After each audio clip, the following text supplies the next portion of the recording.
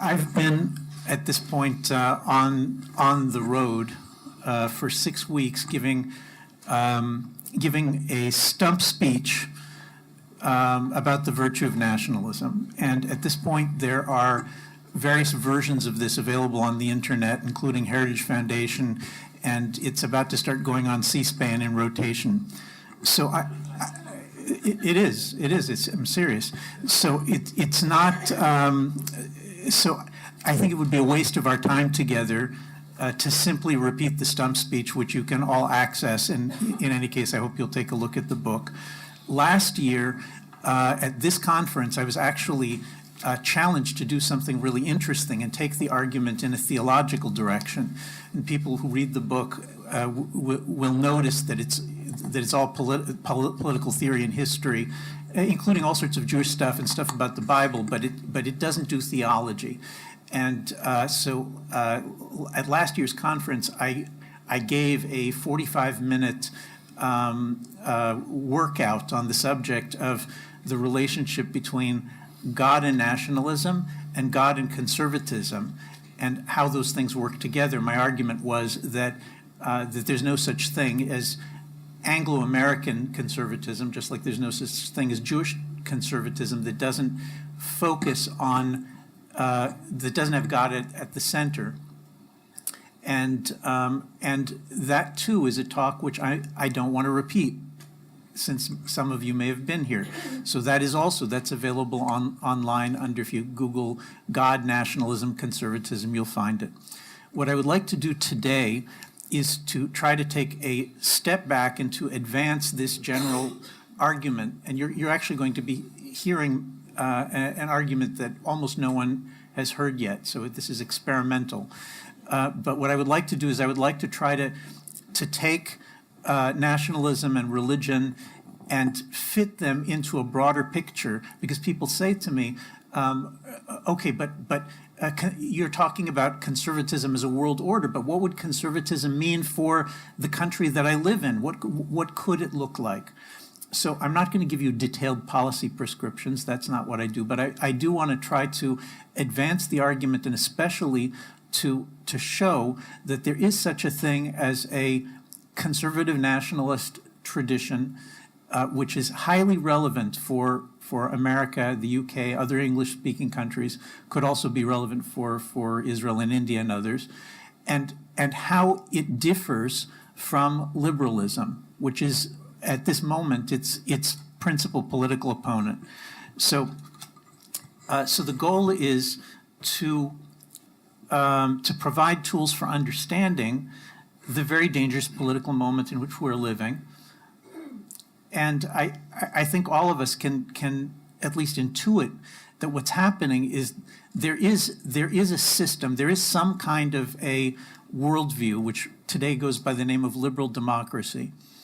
And I think it's true that the nationalist upsurge that we're seeing, from Brexit to the Trump movement to the Italian nationalists to Eastern Europe, that these movements, although each one is different, they're not exactly the same, but they really do, in fact, mount some kind of challenge against something called liberal democracy. And the confusion, I think the state of the discussion is extremely confused, because many people have been told in recent decades that liberal democracy, that whatever that is, that's the American founding. That's what America stands for.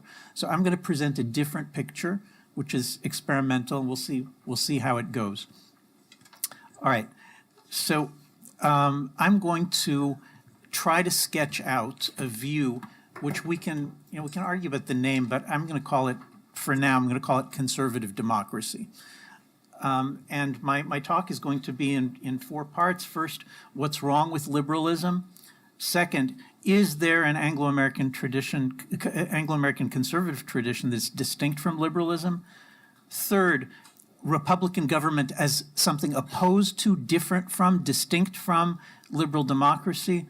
And finally, some principles of conservative democracy that I'd like to propose for your consideration. All right, so there's lots of prominent scholars, you may have noticed this, who are selling books on the Enlightenment and these days, and they are arguing that things are constantly getting better. As for me, I find it difficult not to see Western nations disintegrating before our eyes. America today is a more intolerant society than we have ever seen it in our lifetimes, at times including horrific acts of violence as we've seen in the last few days.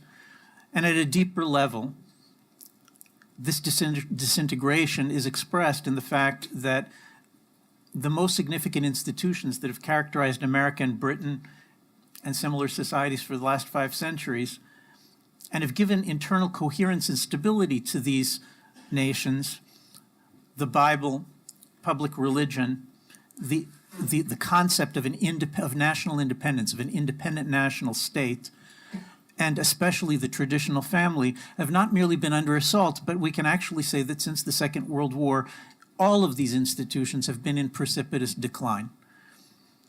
In the United States today, some 40% of children, of all children, are born outside of marriage, right, which should be a standout red flag warning that the society is on a precipice. The truth is that Europe is in worse shape, but it's bad enough. Fertility rate among Americans has fallen to 1.76 children per woman and dropping. American children, for the most part, receive 12 years of public schooling that are scrubbed clean of any reference to God and Scripture, and it is now possible to lose one's livelihood and even to be prosecuted for maintaining traditional Christian or Jewish views on various subjects. Add to this, one of the subjects I discuss at length in The Virtue of Nationalism, add to this the fact that the principal project of European and American political elites for decades now has been the establishment of a liberal international order whose aim is to export American norms and values to other nations, sometimes even to impose them by force. And you have a stunning picture of a United States, which is, really a completely new thing that we haven't seen before in history, an America that actually looks to a shocking degree sometimes like Napoleonic France, an anti-religious, anti-traditionalist, universalist power seeking to bring its version of Enlightenment philosophy to the nations of the world, sometimes by force. Now, the present revival of national sentiment in Britain and America and elsewhere seeks in one way or another to resist this trajectory. Now, I'm not here endorsing any particular party or candidate. I'm not telling you they're going to do a good job at this. I'm not telling you that they're going to succeed. I don't have a crystal ball. But I'm saying that the impulse that stands behind all of these nationalist movements that we're talking about is, in fact, to try somehow to stop the deterioration in the direction that I'm describing. So it's not surprising, maybe on the face of it, it's surprising, but if you think about it, it's not surprising that perhaps 70% of President Trump's voters came from evangelical Christians and conservative Catholics. There's a similar pattern in the UK with Brexit. Even Orthodox Jews, who are an utterly negligible quantitatively as a voting public in the United States, it's still interesting as a piece of a theory to understand what's going on, that even Orthodox Jews are overwhelmingly, the last statistic I saw was that President Trump has an approval rating over 90% among Orthodox Jews in the United States. And so what we see is a contest between two powerful movements, a liberal movement on the one hand, a nationalist movement on the other. We can see the camps quite clearly, but it's not so obvious what they stand for. All right, so I want to talk a little bit about what they stand for. In my remarks, I'm going to take liberalism to refer to an Enlightenment political tradition descended from the principal political texts of rationalist political philosophers like Hobbes, Locke, Spinoza, and Rousseau. By rationalist, I mean that this kind of political thought is intended to imitate, and this is very important, this kind of political thought is intended purposely to imitate a mathematical system. That is, it starts with self-evident, with axioms that are supposed to be self-evident, and then it works deductively to, it claims, to produce infallible conclusions. All right, so not all philosophy works this way, but this kind of rationalist Enlightenment philosophy does. So the three axioms that I argue in my book that stand at the basis of this phenomenon that I'm calling liberalism: one, availability and sufficiency of reason, okay, by which I mean human individuals everywhere, and I emphasize everywhere, at all times and places in history, are capable of exercising reason, which Locke says, quote, teaches all mankind who will but consult it. By reasoning, they are able to discover universal truths, he says. I mean, all of these thinkers agree on this. Universal truths that hold good across all societies and in every historical time frame. Number two, the free and equal individual, that all human beings are by nature, Locke says, perfectly free and perfectly equal. Number three, obligation arises from choice. Human individuals have no obligations to political institutions until, Locke says, quote, by their own consent, they become members of some political society. So these three fundamental axioms are important not only for understanding a certain stream of, like philosophy from hundreds of years ago, but they actually become, to this day, the foundations for this political philosophical stream that I call liberalism, which is dominant in our world today. It's what's taught in high schools, it's what's taught in colleges, and it's what's taught in law schools and in graduate schools.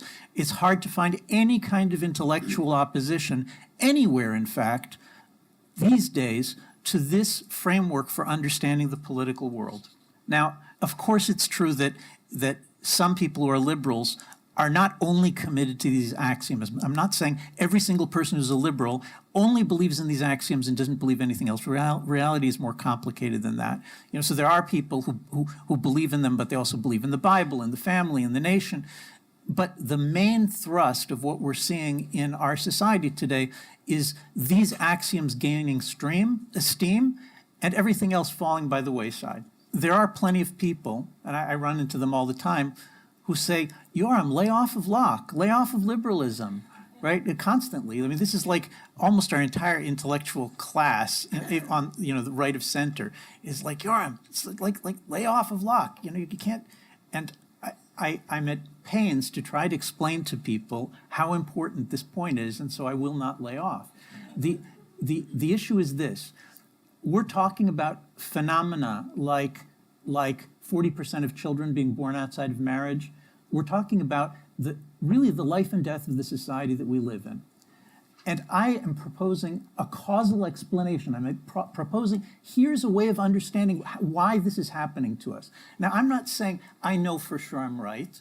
What I'm saying is I know for sure that we got to explain this. And if you don't like my explanation, then I want somebody to come up with an alternative causal explanation that's better than mine. So far, nobody said, oh, funny you should mention, I have one. All right? So seriously. So this is the level at which I think we don't have any choice but to work. So the issue is this.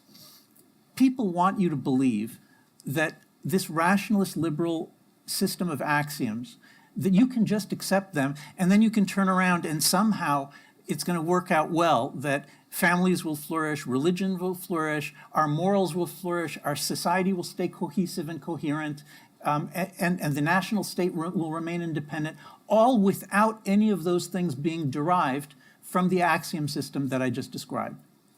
Okay, none of those things, not the family, not biblical religion, not tradition of any kind, not the national state, certainly not God, none of those things can be derived deductively from the axioms that these philosophers are claiming give you the answers to all questions. Right? That's a very, very big deal. What that means is that if these axioms, if liberalism can just live side by side with traditional religion or traditional nationalism or the traditional family without doing a lot of damage, well, okay, so it can live side by side. But is that the case?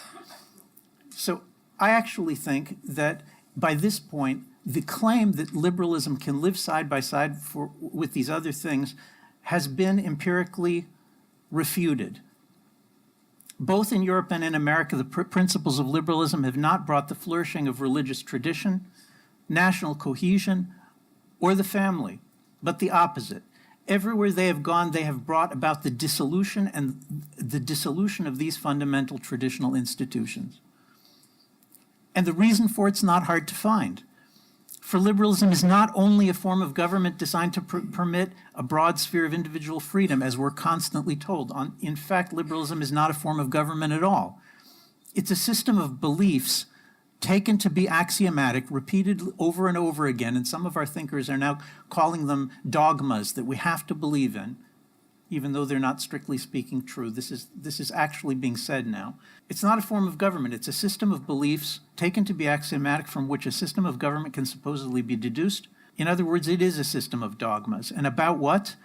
About the nature of human beings, about the nature of reason, about the sources of moral obligation that binds us. This means that liberal dogmas concern many of the same subjects that are at the heart of biblical political thought or religious political thought. But liberal dogma differs very much from, for example, Hebrew Bible or the Talmudic tradition. Whereas Hebrew scripture depicts human reason as weak, capable only of local knowledge and generally unreliable, liberalism depicts human reason as exceedingly powerful, offering universal knowledge and accessible to anyone and everyone. Similarly, whereas the Bible depicts moral and political obligation as deriving from God and inherited by way of the family and national religious tradition, liberalism makes no mention of either God or inherited tradition, much less specific institutions like the family or the nation. And while the Bible teaches that all men are created in the image of God, it says nothing about our being by nature perfectly free and perfectly equal. Now, there's no grounds for the claim that liberalism, with respect to any biblical tradition, to any religious tradition, is neutral, or that it's a procedural system that can work side by side with it. In fact, what it does is it provides an alternative foundation for the human, and especially for the political worldview. An alternative foundation, you could even say that it's kind of a religion, which replaces Jewish and Christian religion. And this alternative foundation has not coincided with earlier political and religious tradition. It has rather cut this earlier tradition to ribbons. For example, the liberal belief that reason is powerful, universal, and reliable has meant that there is, in principle, no need to consult with national and religious tradition at all, because human reason is sufficient. So if human reason is sufficient, then what do you need the traditions for? Private individuals can toy with such things if they choose, but the public life can be conducted without them. Similarly, the belief that political obligation derives only from consent, the consent of the reasoning individual, has meant that political and religious tradition has in principle no weight at all, or at least no weight that can be admitted as legitimate. Any political right that appears at a given moment to be the deliverance of public reason will within a short time overthrow any and every traditional institution. I will just very quickly touch on this issue of the Anglo-American conservative tradition. I wrote a paper about it with Dr. Ophir Avery. It's online. You can read it from American Affairs. It's called What is Conservatism? And I'm just going to, in a few sentences, summarize the conclusions that we come to from our historical and theoretical research. The conclusion is that for at least since the 1400s, we're talking about an awful long time ago. We're talking about at least 500 years and probably longer.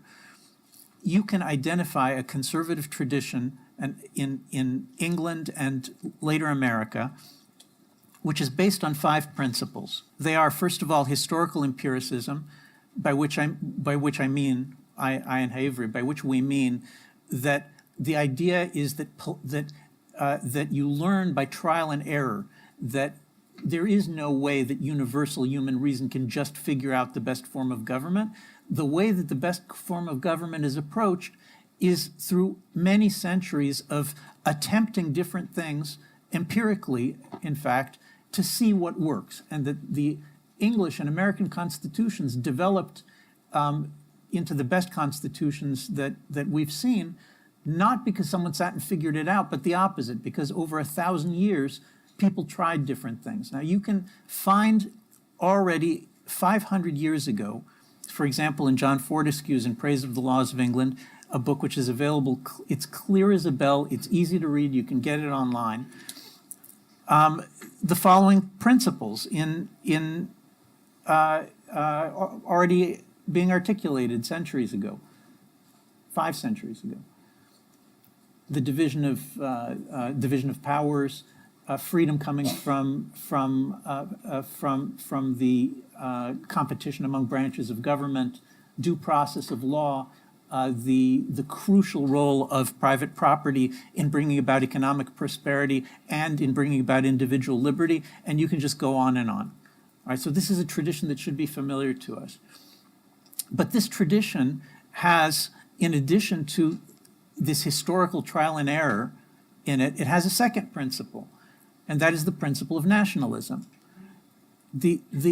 Reading Fortescue is reading a nationalist. It's reading somebody who believes that the way of life in England is the freest that there's ever been, is the best that's ever been, that it leads to human flourishing, that it leads to good government. And he's not saying it's perfect, but he's saying compare it to France, compare it to Germany, compare it to other nations. They have their traditions, we have ours. Ours work better. He's not saying, therefore, everybody should simply adopt ours, because he's a conservative. As a conservative, he's not sure that that's possible. But he says, take a look. Ours works best. We believe in it. We're the country of freedom, he says. All right, so he's a nationalist. That's the second principle. The third principle is religion. The state upholds and honors the biblical God and religious practices common to the nation. These are the centerpiece of the national heritage and indispensable for justice and public morals. At the same time, the state offers wide toleration to religious and social views that do not endanger the integrity and the well-being of the nation. Fourth principle is limited executive power. I've already touched on it. The fifth principle is individual freedoms that I've already touched on. So you'll notice that this tradition, with these 5 principles that I've just mentioned, plays a crucial role in the history of the development both of the United Kingdom and America. These principles are a summary of the conservative tradition that was the basis for the restoration of the English Constitution in the Glorious Revolution of 1689. And very important, these principles were the basis for the American Restoration, which took place when the American Constitution of 1787 was ratified after 13 years of disorder and close to chaos in the American colonies.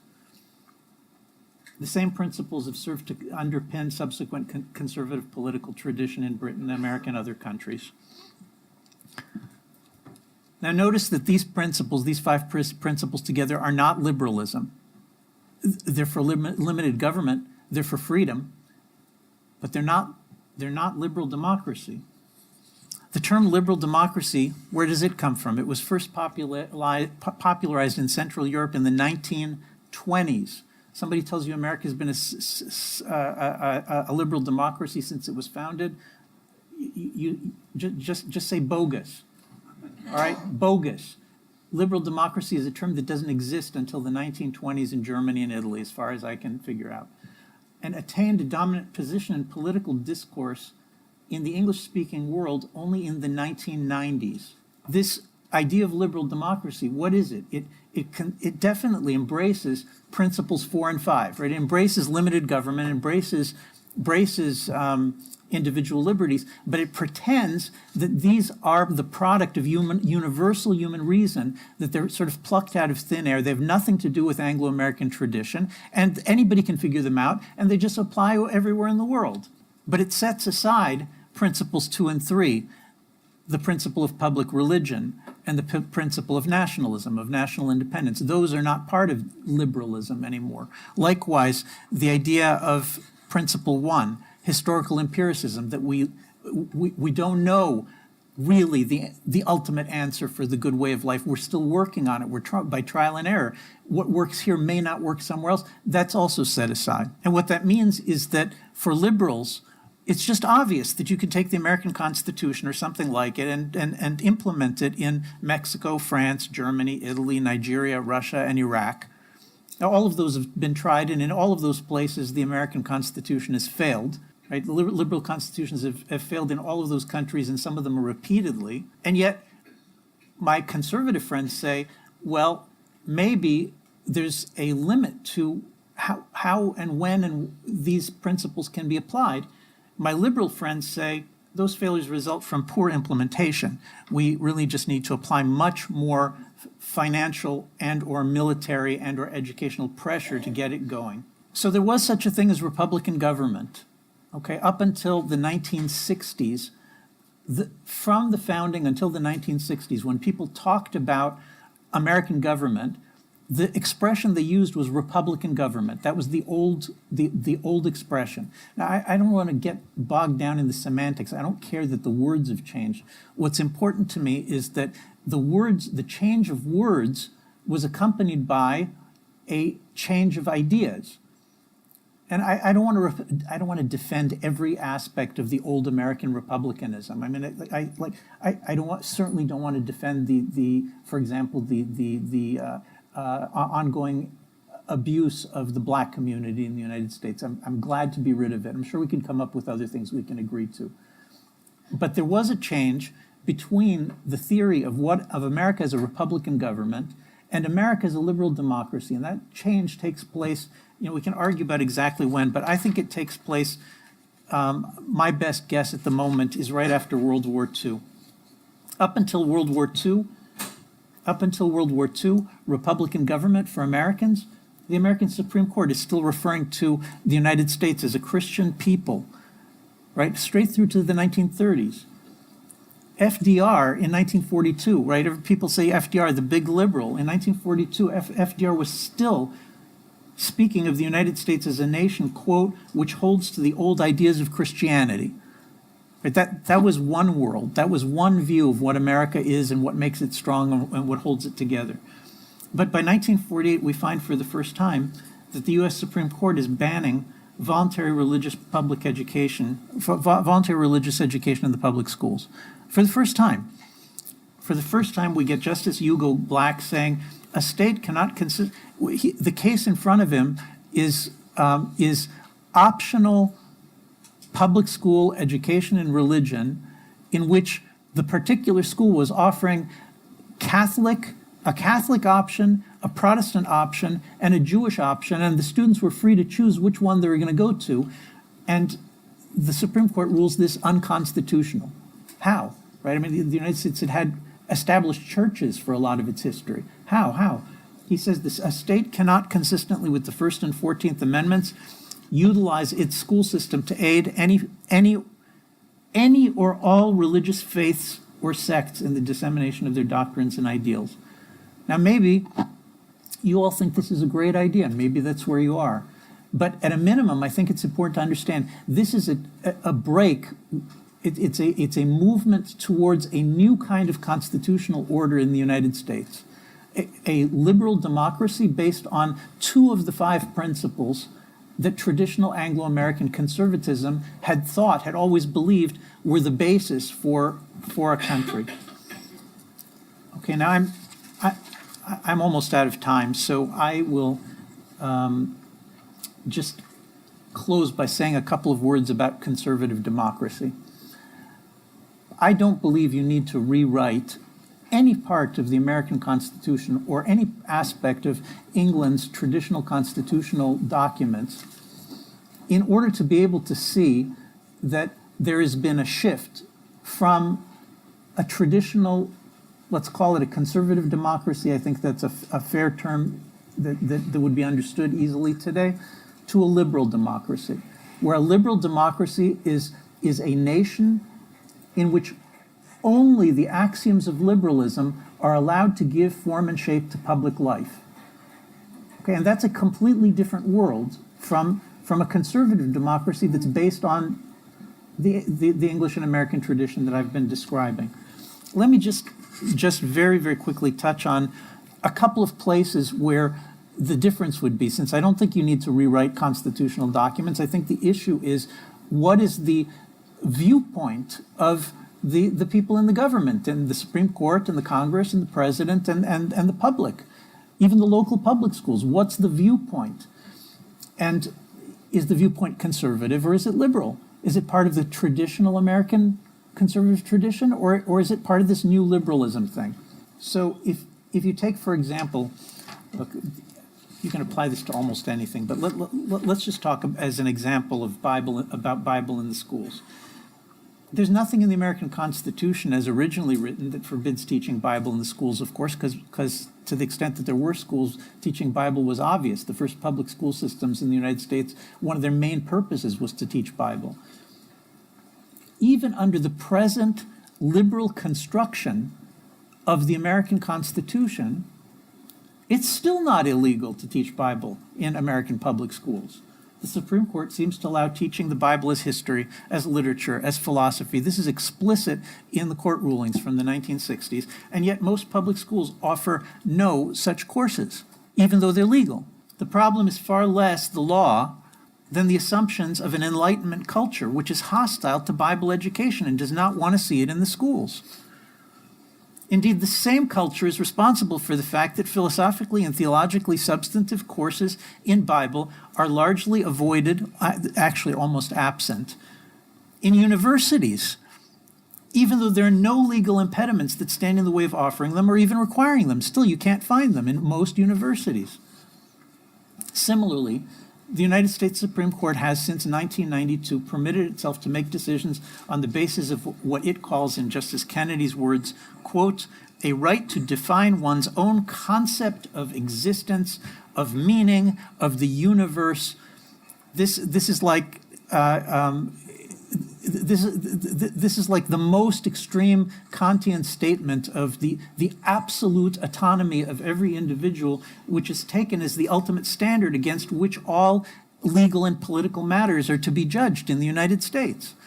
Again, it's not the Constitution that's the problem. The actual problem is the fact that for the judges, like for many, for maybe most, the Bible, Jewish and Christian religion, the common law of England and America no longer carry much weight, if any, in the face of the ever-expanding extension of a small number of highly abstract rights that liberalism keeps generating one after another. So perhaps democracy would be stronger if written constitutional documents did protect the particularity of the nation.